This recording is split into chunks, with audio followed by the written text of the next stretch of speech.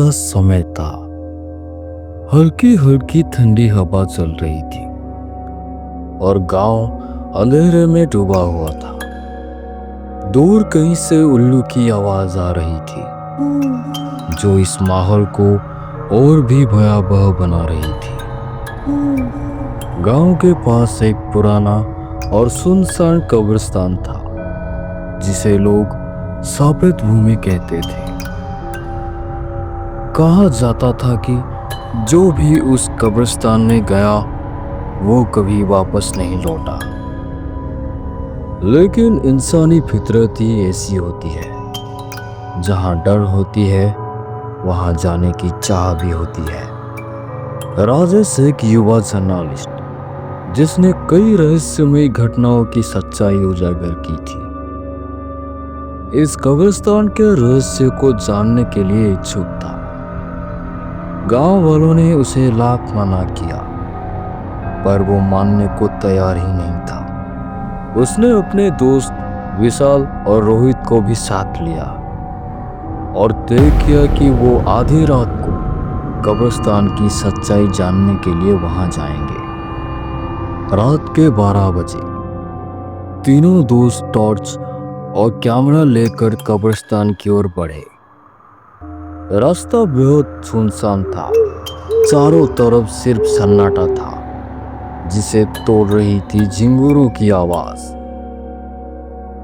जैसे ही वो कब्रिस्तान के पास पहुंचे, एक अजीब सी ठंडक उनके शरीर में दौड़ गई। विशाल ने कहा, मुझे अच्छा महसूस नहीं हो रहा, चलो वापस चलते हैं। राजेश ने हंसते हुए कहा, अरे डरपोक, अब तो बस आ ही गए हैं, थोड़ा अंदर भी चलते हैं।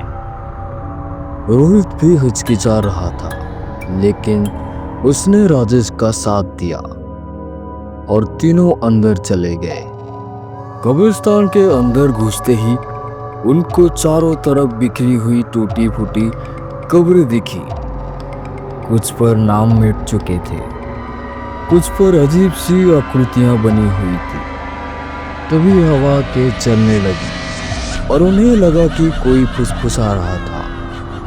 विशाल ने धीमी आवाज में कहा, क्या तुमने सुना?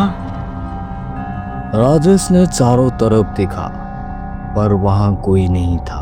कुछ नहीं, हवा होगी, चलो अंदर और चलते हैं। वो धीरे धीरे कब्रिस्तान के बीच पहुंच गए। वहां एक बड़ी सी कब्र थी जिस पर लिखा था, जो यहाँ आएगा वो कभी वापस नहीं जाएगा। ये पढ़ते ही रोहित के पसीने छूट गए। उसने कहा, यार हमें अब वापस चलना चाहिए, मुझे सच में अच्छा नहीं लग रहा। राजेश ने हंसते हुए कहा, अरे रोहित, तेरा डरना तो जायज है, पर देख कुछ भी तो नहीं है, यह सब बस अफवाहें हैं। तभी टॉर्च की रोशनी में एक परछाई दिखी। कोई वहां खड़ा था। विशाल ने कंपित आवाज में कहा, कौन है वहां? कोई आवाज नहीं आया। परछाई धीरे धीरे उनकी ओर बढ़ने लगी। अचानक हवा और तेज हो गई और एक अजीब सी चीख सुनाई दी। तीनों दोस्त वही जम गए। तभी परछाई हवा में गायब हो गई और चारों तरफ सन्नाटा छा गया। विशाल घबराते हुए कहा, चलो यहाँ से भागते हैं। राजेश ने कैमरा निकाला और रिकॉर्डिंग शुरू कर दी। वो तीनों और अंदर गए जहां एक पुराना मकबरा था। उसकी दीवारों पर अजीब अजीब चित्र बने हुए थे। अचानक विशाल जोर से चिल्लाया, राजेश, पीछे देखो। राजेश ने जैसे ही पीछे देखा, उसके चेहरे का रंग ही उड़ गया। वहां एक बूढ़ा आदमी खड़ा था जिसकी आंखें सफेद थी और चेहरा काला था। वो धीरे धीरे उनकी ओर बढ़ने लगा। रोहित चिल्लाया, भागो! तीनों तेजी से बाहर की ओर भागे लेकिन कब्रिस्तान का रास्ता अब भी नहीं दिख रहा था। वो जितने दौड़ते उतने ही अंदर रहे थे।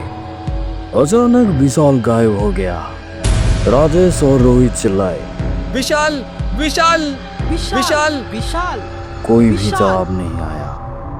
तभी उन्हें विशाल की चीखने की आवाज सुनाई दी।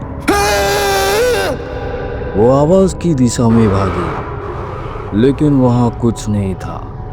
बस एक ताजी खुदी हुई कब्र थी जिस पर विशाल का नाम लिखा था। रोहित और राजेश सब बुरी तरह से डर गए थे। उन्होंने चारों ओर देखा, लेकिन अब वहां से बाहर जाने का कोई रास्ता नहीं दिख रहा था। तभी वही बूढ़ा आदमी उनके सामने आ गया। उसने कहा, जो भी यहाँ आता है उसे यही रहना पड़ता है।